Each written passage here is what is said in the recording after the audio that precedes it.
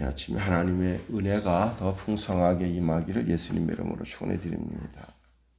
오늘 본문에 보면 여호야다 대제사장이 의분을 가지고 나라를 새롭게 하는 것을 보게 됩니다. 한 시대의 지도자가 매우 중요하죠. 우리나라에 한경직 목사님이 계십니다. 그래도 정말 시대적 인물로 김중곤 목사님이 계십니다. 이 두 어른이 대한민국을 쫙 보니까 대한민국 안에 이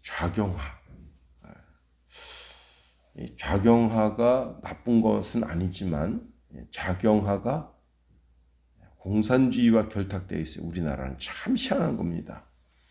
전 세계적으로 이 좌경화가 거의 공산주의 사상과 결탁되어져 있습니다. 그래서 이 나라를 사회주의 정도까지는 어느 정도 만들어도 괜찮다 생각되지만 공산주의화 하는 그것은 참 불행해지는 거예요, 나라가.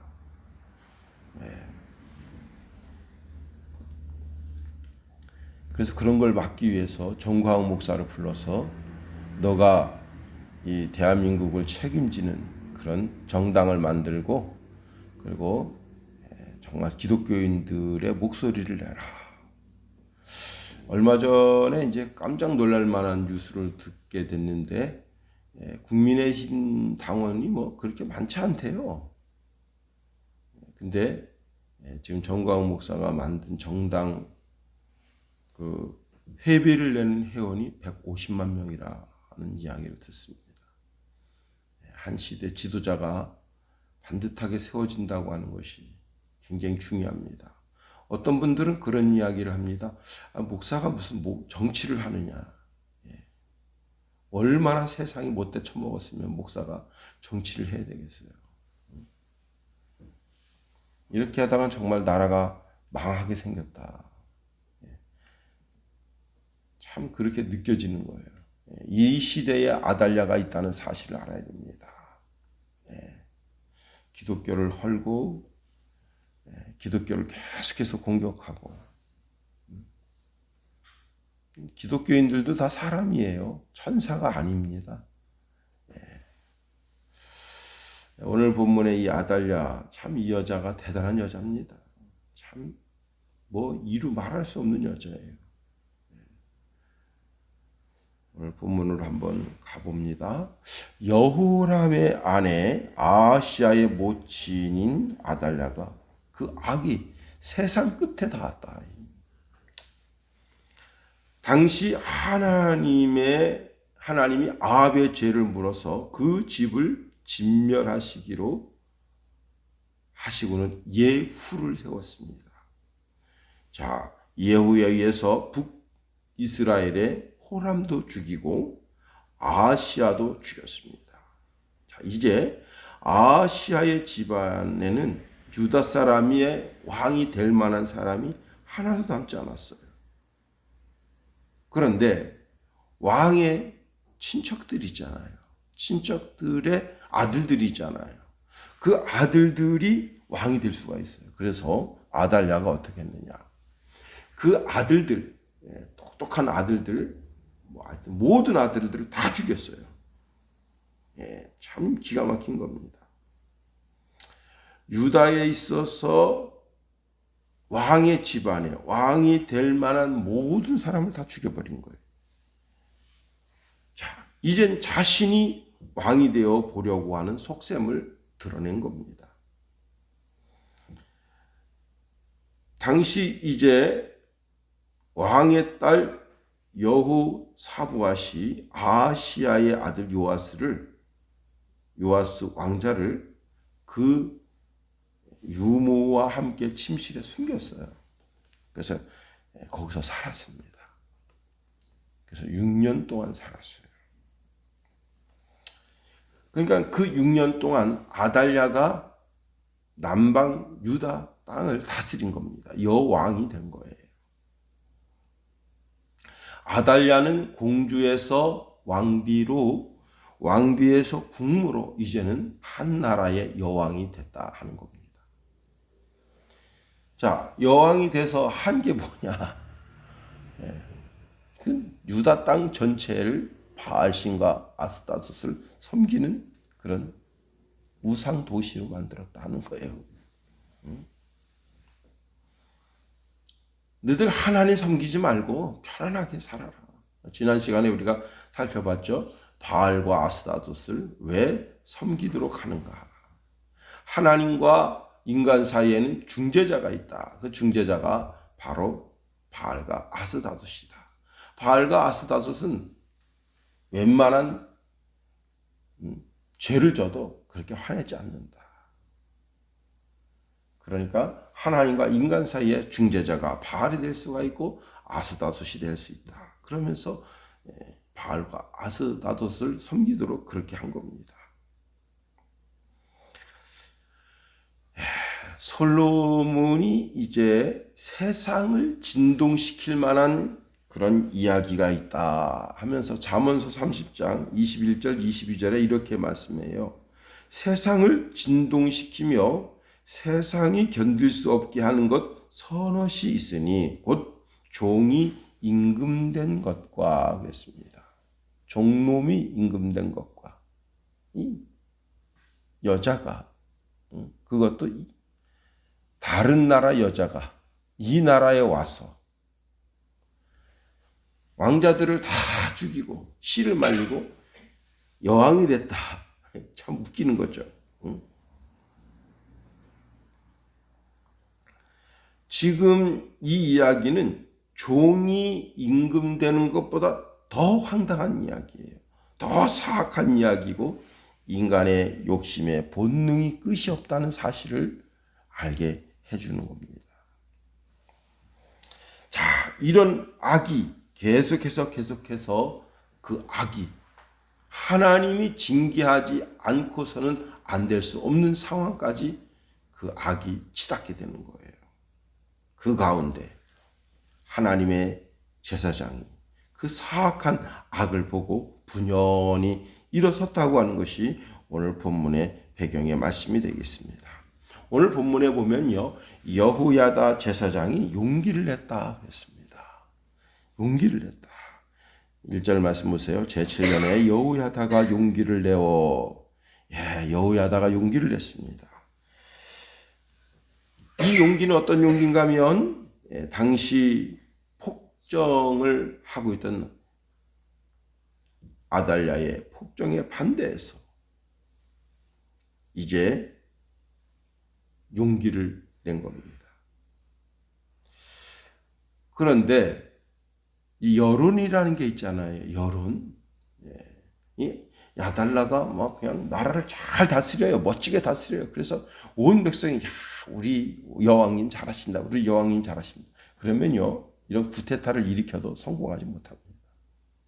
그런데 이 여자가 폭정을 행하는 거예요. 아니, 사람들 죽이는 걸 뭐 팔의 목숨 죽이는 것처럼 그렇게 여기니까 저 여자 못 쓰겠네. 이렇게 되는 겁니다.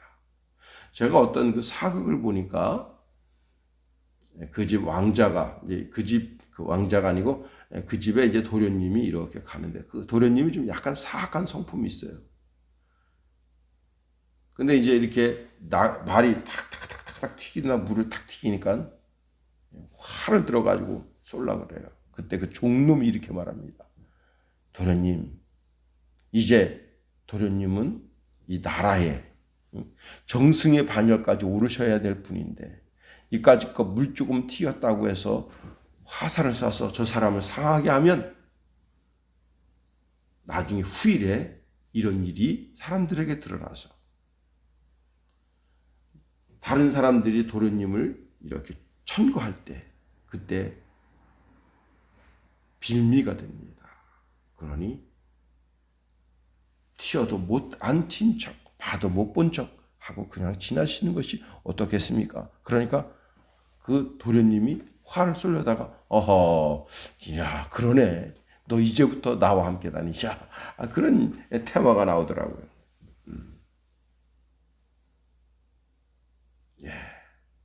자기가 여왕이 될 수밖에 없는 상황이 벌어졌어요.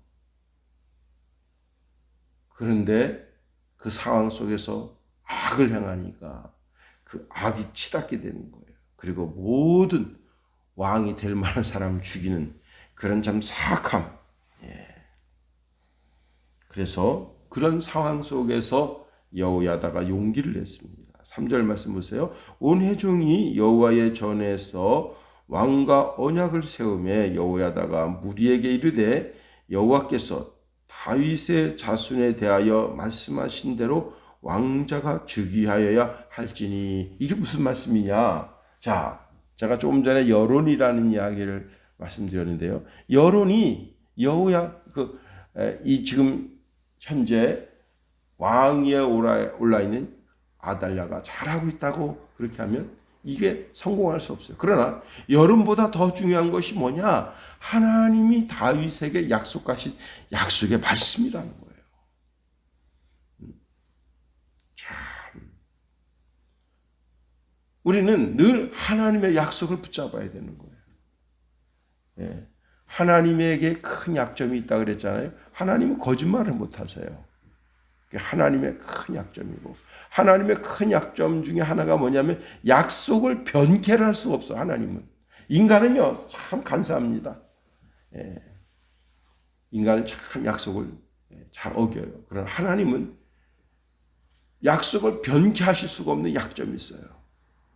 그러니까 다윗의 집에 왕위가 영원하게 하시겠다 그 약속하셨기 때문에 그 약속을 지켜달라고 하나님 앞에 간구하면 되는 거예요. 자, 우리는 성경에 있는 모든 말씀이 다 내게 주신 언약의 말씀인 줄 믿고 하나님 이렇게 해주세요 하고 하나님께 매달리면 되는 거예요. 그래서 그 하나님의 약속의 말씀이 어디 있느냐? 역대하 21장 7절에 보면 여호와께서 다윗의 집을 멸하시기를 즐겨하지 아니하셨음은 이전에 다윗과 더불어 언약을 세우시고 또 다윗과 그 자손에게 항상 등불을 주시겠다고 말씀하셨음이더라. 하나님의 약속을 붙잡으면 되는 거예요. 하나님의 약속. 아브라함이 하나님께서 약속해 주십니다. 너는 너 본토 친척 아비 집을 떠나라. 내가 내게 지시할 땅으로 가거라. 그러면 거기서 복의 근원이 되게 해준다. 약속하십니다. 그 약속의 말씀을 붙잡는 거예요. 오늘 이 시대에 사는 모든 그리스도인들은 하나님의 약속의 말씀을 붙잡아야 되는 거예요. 내가 여호와의 말씀을 삼가 듣고 지켜 준행하면 세계 모든 민족이 뛰어나게 해주시겠다. 약속을 붙잡는 거예요. 그 약속의 말씀을 붙잡고 나아가는 거예요. 그렇습니다. 여기서 아주 중요한 것이 있어요. 그 아달랴는 자기 속에 욕심이 있죠. 여왕이 되려고 하는 그런 그 욕구, 그 사악하지만 그 욕구가 있단 말이에요. 욕심이 있어요. 근데 그 욕심을 누가 붙잡은 거예요? 마귀가 붙잡은 거예요. 그래서 사람을 막 죽이는 거예요, 그냥. 그런데 아달랴의 욕심과 아달랴에게는 욕심이 있고 사단에게는 계획이 있습니다. 어떤 계획이 있느냐? 다윗의 집안을 통해서 메시아가 이 땅에 오는데 이 아달랴를 계속해서 아달랴를 통해서 어떻게 해요? 다윗의 집의 모든 씨를 죽이고 싶은 거예요. 다윗의 집에. 창세기 3장 15절에 여인의 후손을 통해서 메시아가 오시겠다고 약속하셨고 그 다음에 야곱이 이제 죽으면서 하나님의 말씀을 받아서 유다에게 너를 통해서 너 집안에 너 씨를 통해서 메시아가 오시겠다 약속의 말씀을 주시는데 이 다윗의 집에 있는 모든 씨를 다 죽이면 어떻게 되는 거예요? 메시아가 못 오게 되는 거예요. 사단은 사람 속에 있는 욕심을 붙잡고 그 욕심을 충동질해가지고 어떻게 해요? 사단의 계획을 이루는 거예요. 이 여인은 여인의 계획을 이루는 거예요. 자기가 왕비가 되는 계획을 완성하는 거예요. 그런데 사단은 그게 아니에요. 사단은 내 속에 있는 욕심을 가지고 그 욕심을 통해서 나를 어떻게 해요?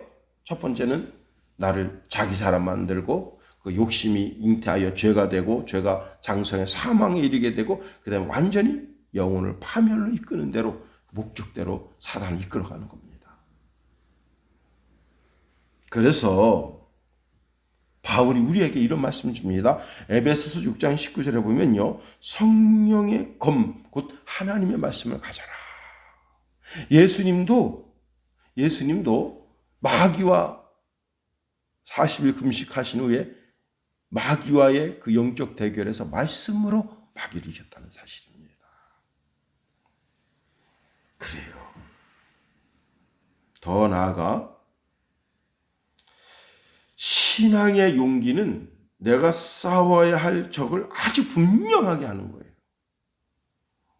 다시 말하면 싸움은 좌우가 분명해야 됩니다. 누가 적인지, 누가 아군인지가 분명해야 되는 거예요.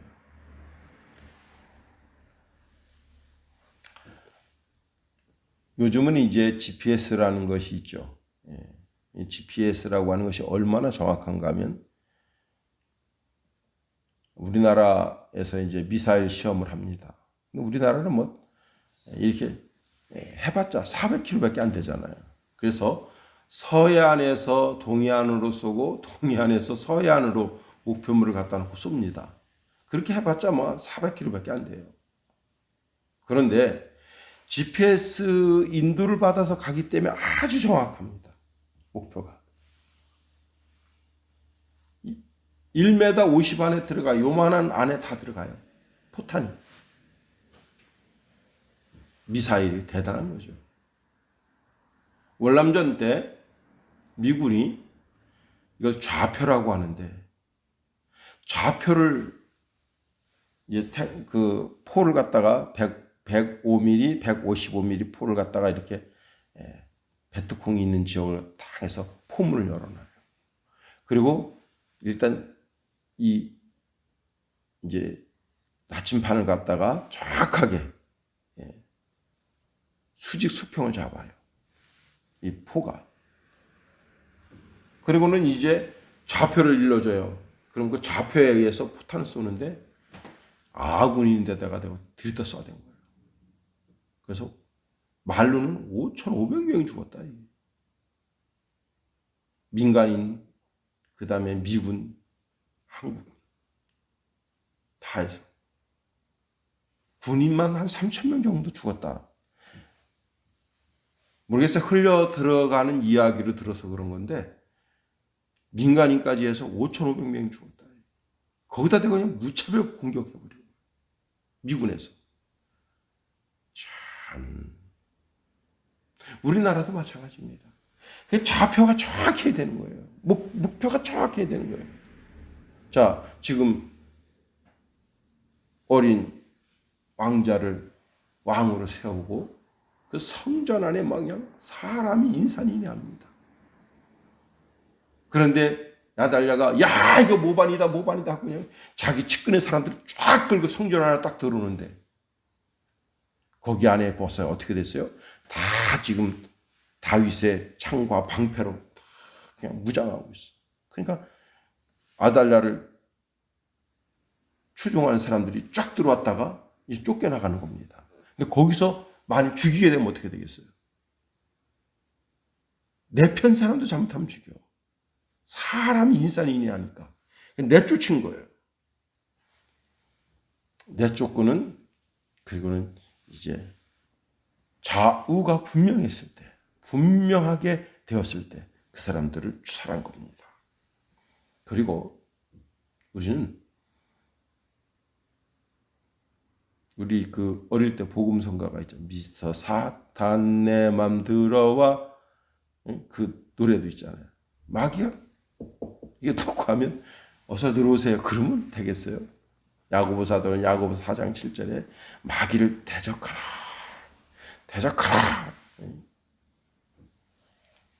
그래요. 마귀를 대적해야죠. 당당하게 아달랴와 그 추종자들을 내쫓아야죠. 예수 이름의 권세를 믿고 내쫓아야죠. 예수님께서 우리에게 이렇게 말씀하십니다. 누가복음 10장 19절에 보니까 내가 너희에게 뱀과 전갈을 밟으며 원수의 모든 능력을 제할 권능을 주었다. 너희를 해칠 자가 결코 없으리라. 그래요. 우리에게는 영적인 힘과 능력이 있는 거예요. 자, 이제 아하시아가 요아스가 왕됨을 선포하고, 그러니까 아달랴가 지금 이제 여호야다를 죽이려고, 여호야다 제사장을 죽이려고 달겨듭니다.